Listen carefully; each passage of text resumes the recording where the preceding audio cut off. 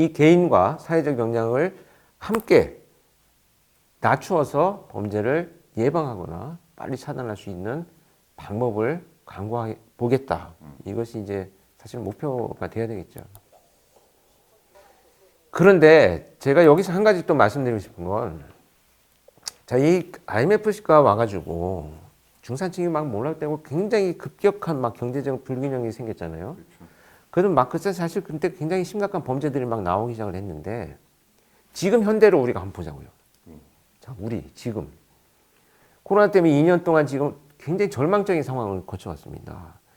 사실 지금 소상공인들, 식당을 하는 분들 뭐부터 시작해서 취업도 모든 것이 뭐 제한이 되어 왔고, 굉장히 심각한 중산층이었던 그 어려움과 고통을 겪고 있는데, 다시 보면 그 당시와 지금 크게 다르지 않아요.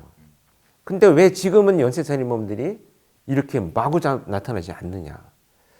그 배경에는 우리가 뭐 전에 얘기했던 뭐 치안 시스템의 구축 뭐 이런 것들도 있겠지만, 사실은 이때의 문제는 뭐였었냐면 IMF가 오면서 너무나 경제적 양극화가 심화되다 보니까 이거 내 책임이 아닌데 왜 나는 이렇게 힘들지?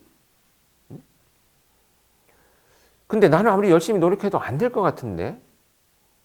근데 누구는 잘 돼 있는 거야. 이런 어떤 비교나 사회적 어떤 그 상대적 박탈감이 굉장히 컸었고, 지금은 어떤가요? 우리가 너나 할 것 없이 사실은 코로나로 인해서 다 힘드는 거예요. 내 책임이 아니지만 왜가 이 힘들어야 돼? 라고 하는 것이 누구의 탓이 아니야. 국가의 탓도 아니고, 물론 국가에서 뭐 예방, 방역 이런 문제들도 있지만, 지금 얘기하는 것은 어찌됐건 어떤 정치적인 문제가 아니잖아요. 일단은. 그런, 그 생각들이 차이가 있을 수 있다. 저는 이렇게 생각을 합니다. 여기다 걸어놓고 어떤 게 맞을 것 같아, 그렇게 뭐 맞을 것 같아 서로 손도 들어보고 이렇게 했는데, 이런 실험들이 이제 뭐 조금 있기는 했었는데, 왜냐하면 지금 이 사건에서, 이혼철 사건에서 우리가 제일 힘들었던 거는 그걸 범행 도구였었어요.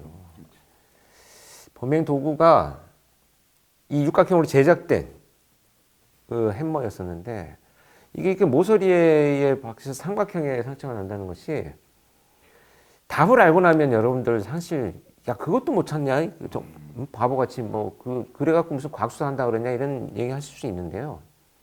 모든 것이 처음 발생하고 처음 시작되면 결코 쉽지 않습니다. 더군다나 지금의 시대도 아니고 지금 20년 전인데 너무나 준비가 없었던 거죠. 경찰이 준비도 없었고 거기에 대한 연구도 없었고, 사실 이때 좀 연구가 있었어요. 초창기에 2000년대 초반에 우리가 각종 범행 도구의 상처들, 상흔들을 연구하는 게 있었거든요. 근데 그게 쉽지가 않아요, 사실.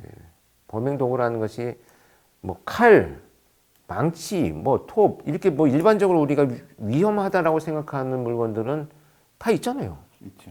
근데 뭐가 쓰일지는 사실은 모르는 거예요. 굉장히 곤혹스럽죠. 데이터베이스가 안 돼 있습니다. 안 돼 있어요. 네. 뭐 외국은 돼 있냐? 외국도 마찬가지죠. 사실 이거 뭐 볼펜 하나도 범행 도구로 쓰일 수 있는 건데, 사실 이거를 뭐 모든 것을 데이터베이스 한다는 것이 쉽지는 않아요. 근데 너무 준비가 안 돼 있었다는 거죠.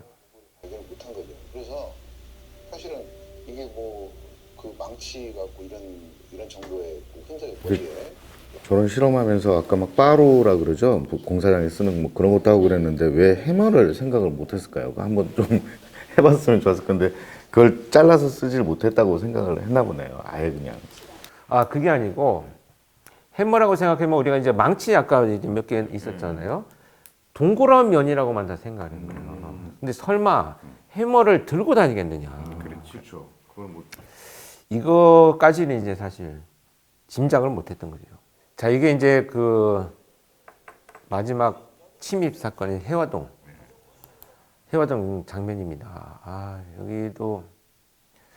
여기는 그 골목에 이제 큰 골목이 있고, 조금 이렇게 뒤로 돌아가면 이제 사람이 조금 이렇게 장면을 한번 볼까요? 요 정도 골목으로 되어 있어요. 그리고 여기를 이렇게 지금 차가 진행 방향으로 우측으로 빠져서 우회전을 하면 큰 골목이 나와요. 거기에서 그 큰 도로의 골목이 이제 골목이라고 보기는 없죠. 이제 약간 도로인데 거기에서 도주하는 유영철의 뒤통수가 찍힌 게 수배가 된 거예요. 저그 그 장면이 많이 이익도 나왔었죠. 맞아요. 거기가 바로 이 사건의 현장입니다.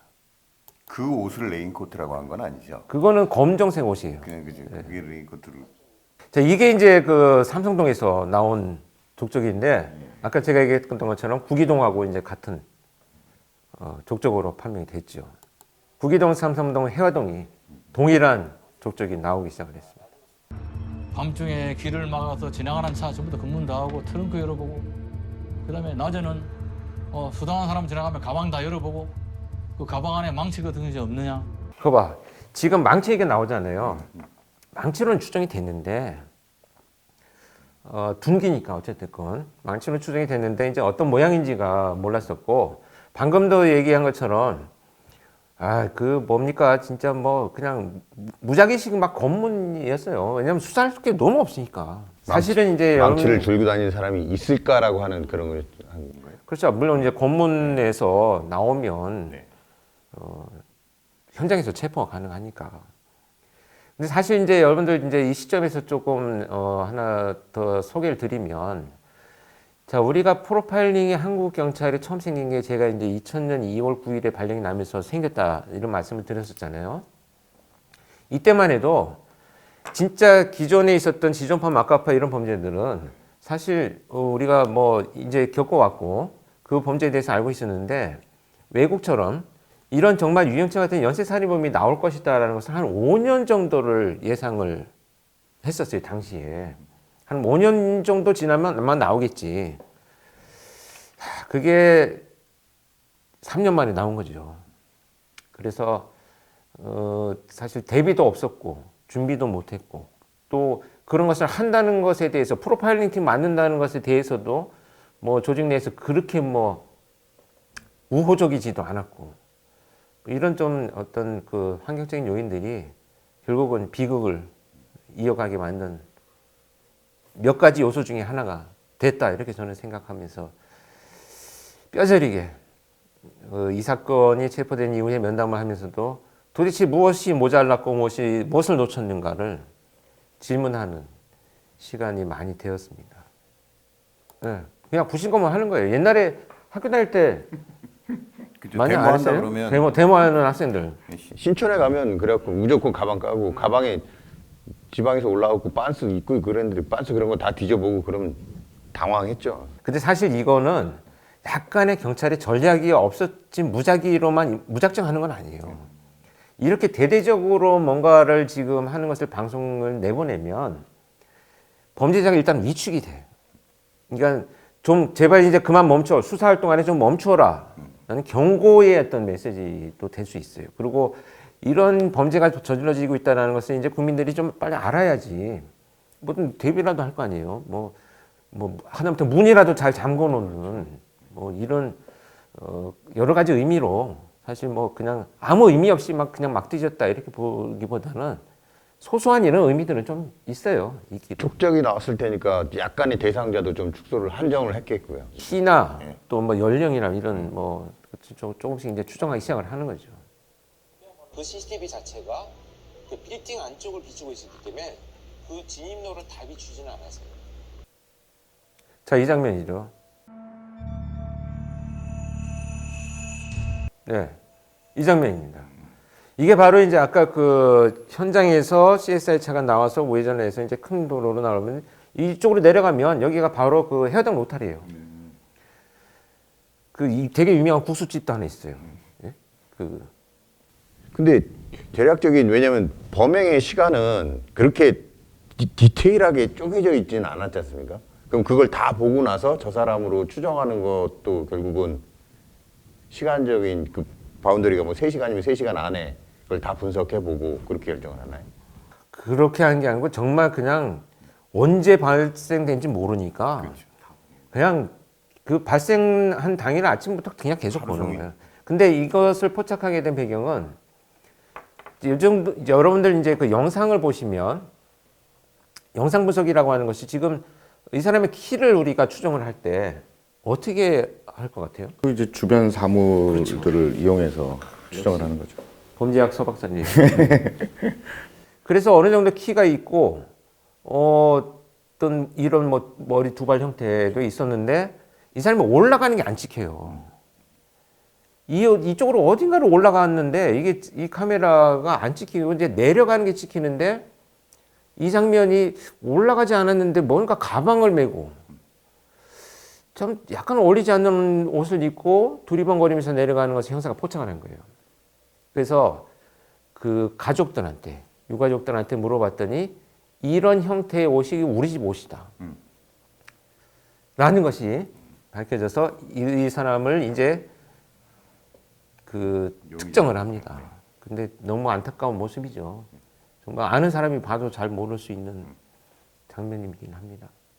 근데 여기에서 이제 뭐 좀 마무리를 하면서 드리고 싶은 것은 이것을 우리가 왜 리뷰하냐면 아까 우리가 처음에 초대해 얘기했듯이 일단 어떻게 이렇게 경찰이 준비하지 않고 있어 왔고 실수를 저질렀고 국가가 이런 것에 대한 대비를 하지 않아서 수많은 희생이 되었다면 지금 현대 사회에서 일어나고 있는 디지털 성범죄, 가스라이팅, 그루밍 성범죄에 대해서 보다 더 많은 자원과 또 인력과 예산을 투입을 해가지고 그렇게 범죄가 저질러지고 나서 후회하고 또 리뷰하고 이런 일들을 안 생기도록 해야 되는 것이 지금 이 목소리를 높여야 되는 이유지 않나 하는 생각을 합니다. 자, 이제 뭐 1편을 한번 리뷰해봤는데요. 좀 어떠신지요? 우리 이런 거 한 번도 안 해봐가지고 좀 어색하긴 한데 보시는 분들도 불편하지 않으실까 모르겠습니다. 저는 개인적으로 잘 만들어진 다큐라고 생각합니다. 피해자 가족들이나 수사하는 과정에 대한 부분은 좀 그 아픔을 또다시 일으키는 부분에 대해서는 조금 죄송스러운, 뭐 제가 그런 건 아니지만 죄송스러운 부분이 있는데 이러한 부분으로 인해서 경찰이나 검찰이나 수사 과정에 아니면 국가가 전부 이 모든 잘못들이 누구 한 사람에게 있는 게 아니고 모든 사람들이 같이 통감하고 좀 그런 부분들을 미연할 수 있는 계기로 만들고자라고 하는 부분이라고 하면 충분히 좀 더 범죄를 예방하는데 적극적인 효과가 또 볼 수 있을 거라고 기대하기 때문에 잘 만들어졌다고 보고 있습니다.